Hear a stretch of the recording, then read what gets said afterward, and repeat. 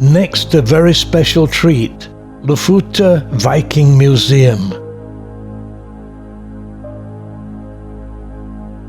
It all began in 1981 when a farmer unearthed large amounts of charcoal and charred stones whilst he was ploughing his field.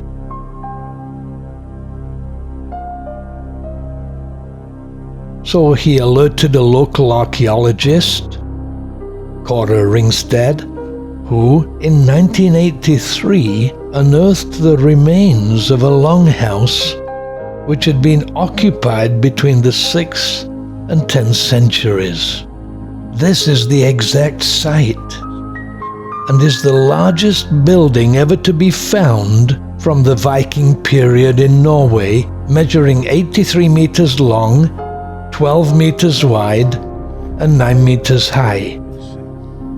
As a result, the longhouse was reconstructed beside the location of the remains, and the museum opened in 1995.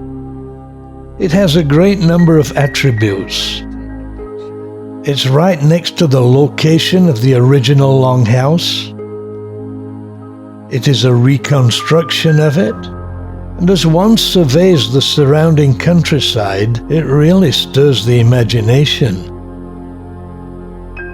This is where they lived 1,500 years ago.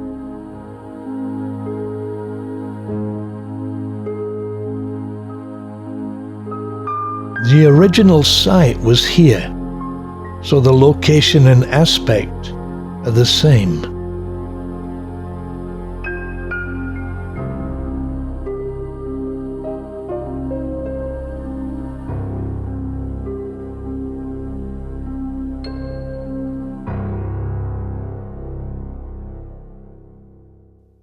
A tour of this historic place is a must.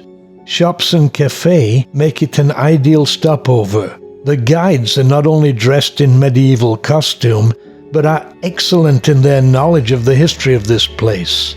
The museum starts at the beginning with the farmer's discovery, and is excellent in every respect. Great lighting, many artifacts and explanations, headphone guides for those wishing to know more.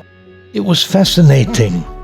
Here, glass shards from 700 AD found to be from the Frankish Empire, revealing this was a sophisticated people even at that time. The large number of artifacts, each telling their stories.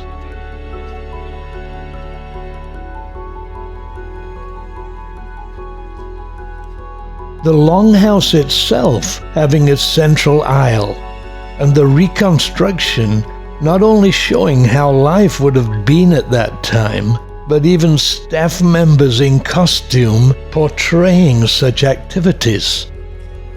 The demonstrations of the staff really enhancing the experience.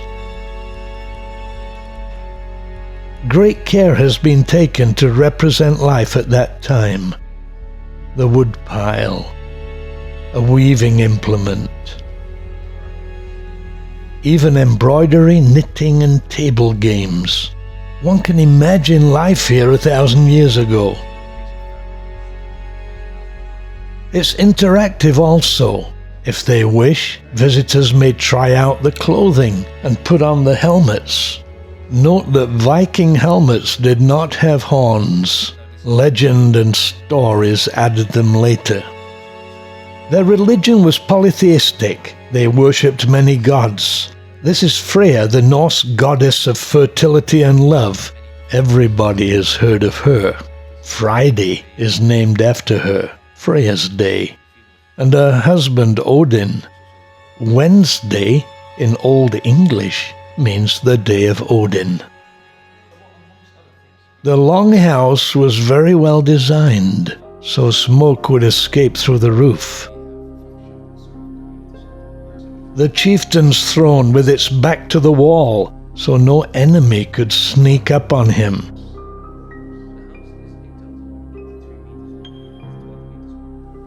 This is the Yggdrasil room, and this the Yggdrasil tree, from which they believed the will of God radiated. Yggdrasil is said to mean Odin's horse.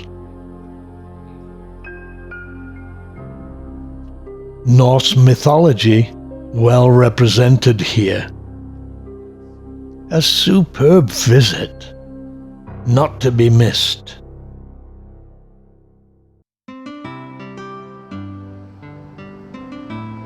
So we continued on to Svolvaya, having a discussion about what we'd just seen. Gunnar, as usual, explaining the anomalies of Norwegian culture, and we continued to talk about the days of the week. For instance, in the Norwegian language, Saturday is literally take a bath day. When King Haakon VII fell in his bathroom at his estate in July 1955 and broke his thigh, a newspaper reported, "It's bad enough breaking his leg, but whatever was he doing taking a bath on Thursday?" The story has passed into Norwegian folklore. The weather continued to be cloudy. Today the clouds very low.